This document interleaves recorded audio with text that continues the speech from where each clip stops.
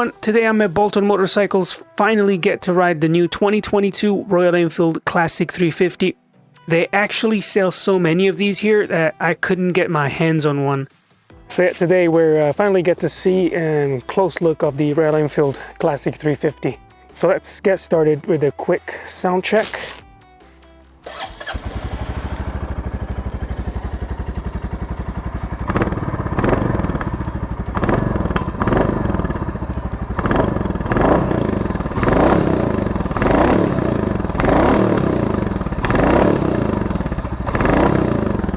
Wow, I mean, that's not bad at all. Let's throw a leg over and see what she feels like comfort-wise. Well, I'm 6 foot tall and I can touch the ground really easily. The seat is well padded as well, quite soft. The handlebar position is quite neutral and narrow, so for city riding this is going to be very easy to maneuver. Mid controls feels pretty lightweight so far.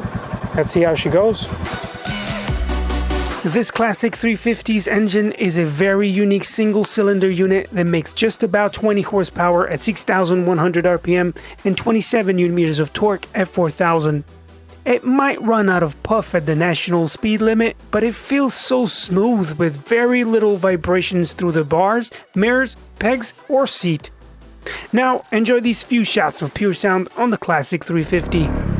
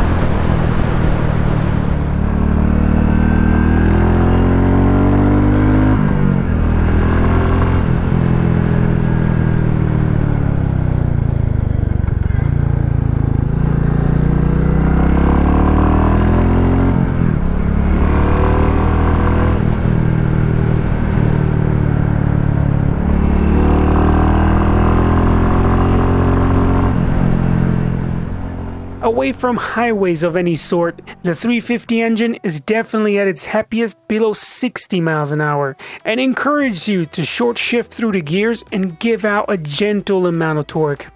Just what you need for the odd overtake and getting up to speed. What I actually love about the Classic is not just the 50's look, but the comfort while riding. The plush seat combined with the upright seating position and mid controls are good for all day riding on this little Classic. No wind protection on this particular model, but there's an optional windscreen you can get fitted to help with that. Mirrors are pretty good, so visibility is okay, but I definitely fit something nicer looking and in keep with its overall look. Now, given that the seat height is only 805mm, it's very easy to reach the floor, but the bike weighs 195 kilograms wet. It means power to weight ratio is not in its favor. But to my surprise, the Classic 350 did very well down good old Rivington, thanks to its neutral and balanced handling. It encourages you to tip it into a bend just enough, leaving you with a giggle when you open throttle on the straight. It's definitely not a frantic bike, and it shows when it's pushed too hard. There's a 41mm non-adjustable fork at the front and a set of 6-stage preload adjustable twin shocks at the back. So the suspension setup feels firm, but forgiving actually. The front doesn't dive under braking, and there's only a bit of discomfort when you go over large potholes. Everywhere else it feels pretty plush and comfortable. Braking power is pretty decent for this kind of bike. I suppose the 300mm single disc brake at the front will do the job well pretty much on any situation. The Vibrate 2 piston caliper is the more budget option for sure, but it's not so bad considering the price point. And this last bit brings me to how much does the Classic 350 cost? Well, starting from only £4,279, it's a very affordable motorcycle for all kind of riders that enjoy cruising around in a stylish retro bike. Now, here's to my final thoughts. Listen, I think the performance, the power of this bike is perfectly adequate for this type of machine. I mean, obviously it's not gonna knock your socks off, but it's fun. It can lean pretty easily. It's very agile. It's hard not to like this bike, to be fair. It's a no-brainer why everybody wants one, because it's not an expensive bike. It sounds good, stock as well. If you want to know more about this bike, obviously there's a link in the description down below. That takes you to the Bolton Motorcycles website, and you can learn more about this bike.